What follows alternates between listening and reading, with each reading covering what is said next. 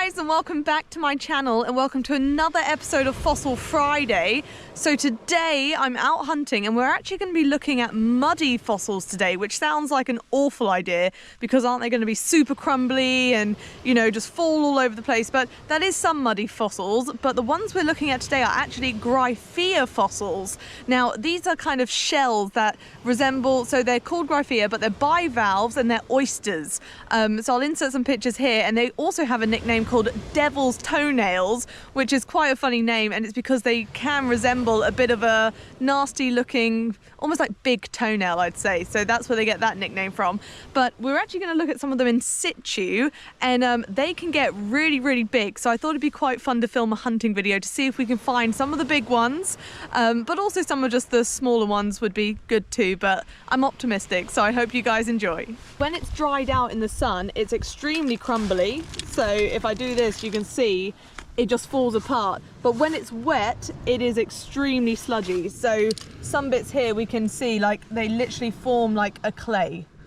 So you can mold it, you can squish it. It's very soft, but the fossils within it are actually not too bad. So we can see here, we have some Gryphaea in situ. So this is the Gryphaea.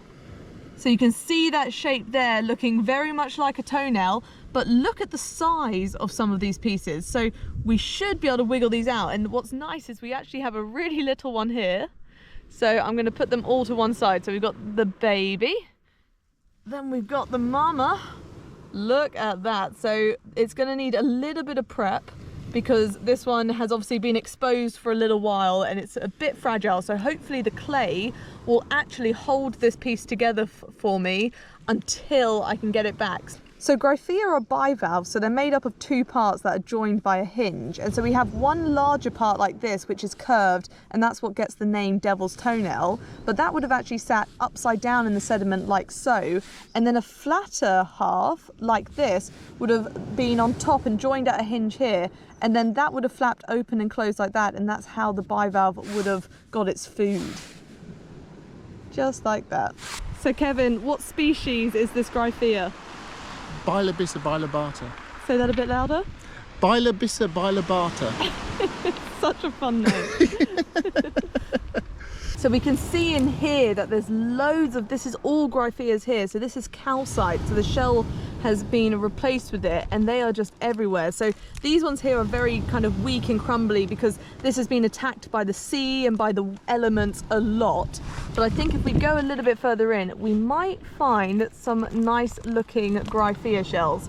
But you can see some of them here, like even though they're very fragmented, they're very nice to look at. So we've got some really nice preservation on the shells and you can see they are literally everywhere. So in here we've got another one, up here is another one, we've literally got one just lying here, got some more in here. So let's have some fun with it.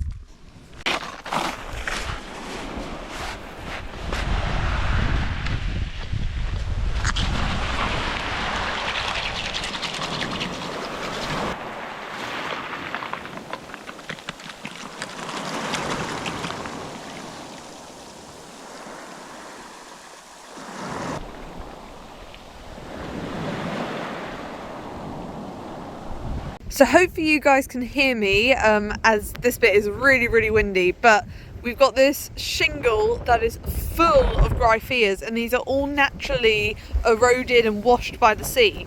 So look at some of these that I have found, like you can use my hand for size, but it is amazing. And they all have both halves to them, and then this one is a double one. Look how sweet that is. So they're really lovely and they're completely washed from all the clay by the sea. And then if we take a walk, you can just see how many we're dealing with. So the closer you look, this is all Gryphaea. So you can see another one here, and they're very robust considering these are rolling around each other in the sea. They're still, you know, fairly whole. Like only the edges kind of break off. So they're fairly solid, which is pretty cool. But you can see they're literally just everywhere. And here's a bit of a peculiar shaped one. But I just can't believe how many there are. They're everywhere you look in this shingle.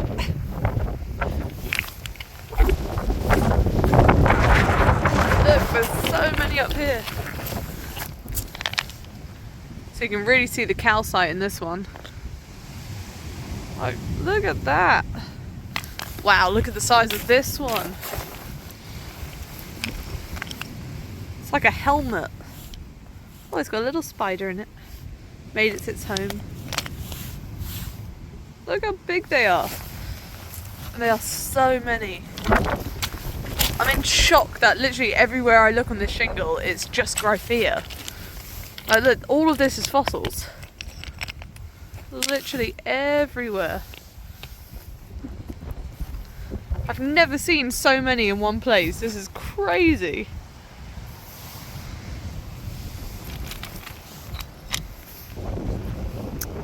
So there's a few more big ones here. So here's one of them, so you can see the two valves joined together. And another one here.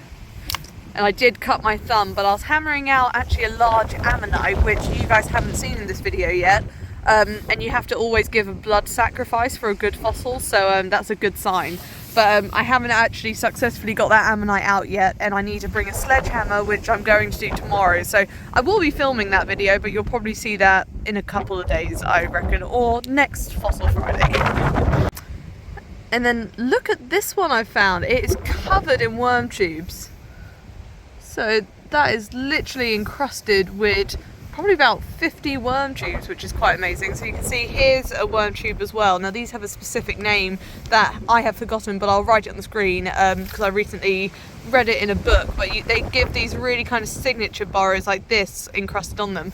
Now these ones are different ones, so they must have a different name. So if you know it, leave it in the comments. But they are really cool. Look at those. And here you can see where the Gryphaea are eroding out from to actually go into the shingle. So they literally are just, this kind of mud rock is just crumbling away as it dries. And then here is a big one that hasn't quite come out yet, but I can help it. So there you have it. And they just kind of fall out of these big muddy, almost like boulders, but they're just crumbling away. But you can see on the surface of all of them, there's Gryphaea here. There's loads of big ones around here, and then so you can see a massive one here that's just ready to pop. Just like that. So this is the easiest fossil hunting ever because you just pull them out of the mud. It's so much fun. You can see just they're everywhere. I've definitely got my Gryphaea fix for life now, I think. I will never see so many Gryphaea in one place. This is quite a big one. I'm trying to pick it up, but it's suctioned. Oh, and it's got another shell fossil. You can see it there on the underside. That's a pretty one. So here is the ammonite in question that drew blood when I was attempting to remove it. Now the tide is coming in a little bit, so we're going to leave it till tomorrow, but you can see the edge round here. So I think it wants to be revealed, and we've got these beautiful chambers that are filled with calcite crystals. So I'm hoping it's going to pop out, but this is a very, very hard rock. So you just never know with these things, but you can kind of see the edge going around. So I'm hopeful because this half looks like it's going to pop. It's just the other half that's extremely cemented into a massive boulder. So it's definitely a sledgehammer job, but it could potentially work. And then there's just loads of other fossils within this rock, which is quite cool to see. And there's another ammonite down the side, so you can see it here. So this is the shell, and if you can kind of see a bit of the chambers, and there's like some, you can see the wiggly lines there, but that is impossible to get out. So very cool boulder, but it will be tough to get anything out of this. But we might have a shot at this one, or at least a partial shot at it. I'm not sure it's all going to come out. I think it might fracture, but it's definitely worth a shot. So yeah, blood has been sacrificed, so hopefully I get a fossil in return. We shall see. So I thought I would film this little bit because it's just a nice mineral vein and I'm trying to crack it, and I think it's about to crack, so I thought I would film the reveal in case it's something good. I say it's about to crack. It's so close. Well, I'm doing this one-handed, so I may have to put you down and come back. 1 minute. Okay, I don't think it's anything special, but let's have a look. Dun, dun, dun, dun. Wow. Well, that was a disappointment. Let's carry on. There's also a lobster carcass, in case anyone's curious. I think it's a carcass. Yeah, it's dead. Hello! Oh, poor guy.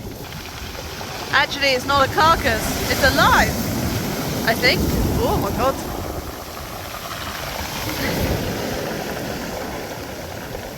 Are you alive?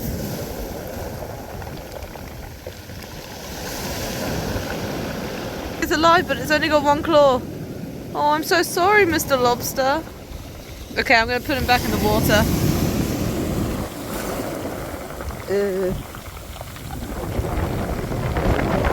Okay, goodbye. I hope you live a long and prosperous life, Mr. Lobster. Goodbye. The weather is starting to turn, so I think it's time to call this fossil hunting trip a day and leave the wonderful world of Gryphaea land, which has been a lot of fun. Literally just this shingle is loaded, which is amazing. But I've got quite a nice little haul. So I've got some nice big ones and the worm tube one. So I'm going to take these back and give them a nice coat of paraloid. But before I get absolutely drenched, because don't be fooled, I know it looks blue behind me, but it's very much grey above me, so it's starting to get heavier. So I need to make a move and escape this place. But I really hope you guys have enjoyed today's video. Please like and subscribe if you have. I'll link my Instagram below if you'd like to follow me on there. But thank you so much for watching, and hopefully I'll see you next time.